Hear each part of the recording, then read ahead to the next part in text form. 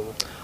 মাননীয় মুখ্যমন্ত্ৰী ডক্টৰ হিমন্ত বিশ্ব শৰ্মা দেৱৰ নেতৃত্বত অসমত লাভ জেহাদকে ধৰি যিসমূহ অন্যায়, যিসমূহ দুৰ্নীতি, শূন্য সহনশীলতাৰ যিটো কথা সেইটো সম্পূৰ্ণভাৱে কাৰ্যকৰী হৈ আছে।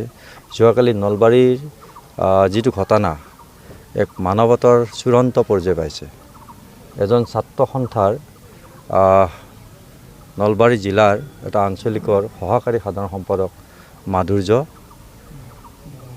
বৰ্মন আৰু বৰ্মনৰ ভগ্নীক নিঃসংগভাৱে যি ধৰণে বৰ্মনটো ইতিমধ্যে আমাৰ মাজৰ পৰা বিদায় ল'লে আৰু ভগ্নীজনী ইতিমধ্যে হস্পিটেলত অতি সংকটজনক আছে। মই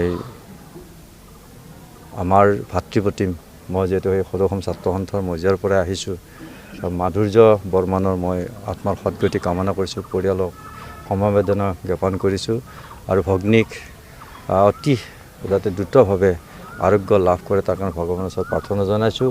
আৰু একে সময়তে যোৱাকালিৰ যি ঘটনা, যি ধৰণে কালপৃথক যি শাস্তি পাব লাগে নিজে কালপৃথে শাস্তি বুকু পাতি লৈছে। এই পৃথিৱীতে আছে পাপ আৰু পুণ্য, পাপৰ প্ৰায়শ্চিত্ত হৈছে কালি।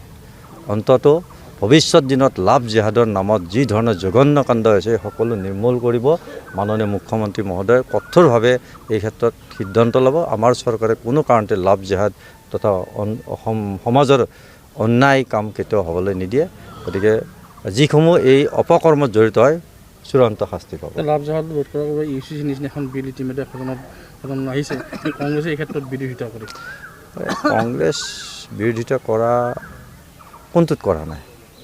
ভাল কাম যিমান হৈছে অসমত, আজি অসমত অসমীয়া মানুহৰ সৰ্বাংগীন উন্নয়নৰ দিশত আগুৱাই লৈ গৈছে। অসমত আজি খিলঞ্জীয়া অসমীয়া মানুহৰ পৰিচয় অস্তিত্ব ৰক্ষাৰ লগতে সত্ৰ নামঘৰ যিসমূহ আমাৰ স্বাভিমান এই সকলোকে আজি এটা সুৰক্ষিত অৱস্থালৈ আনিছে।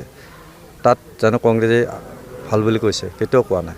কাৰণ কংগ্ৰেছ এতিয়া কোনটো পৰ্যায়ৰ ৰাজনৈতিক দল? এটা বিশেষ সম্প্ৰদায়ৰ ৰাজনৈতিক দলত পৰিণত হৈছে। গতিকে সামগ্ৰিক অসম আৰু অসমীয়া স্বাৰ্থত কথা ক'বই নোৱাৰে। হাজোত বেদখলকাৰীৰ বিৰুদ্ধে চাৰ্জিকেল ষ্ট্ৰাইক কেতিয়া চলিব?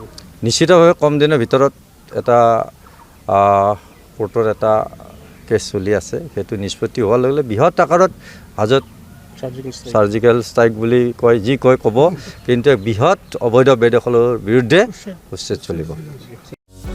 যিকোনো খবৰৰ বাবে যোগাযোগ কৰক আমাৰ এই নম্বৰত 9181 307 221।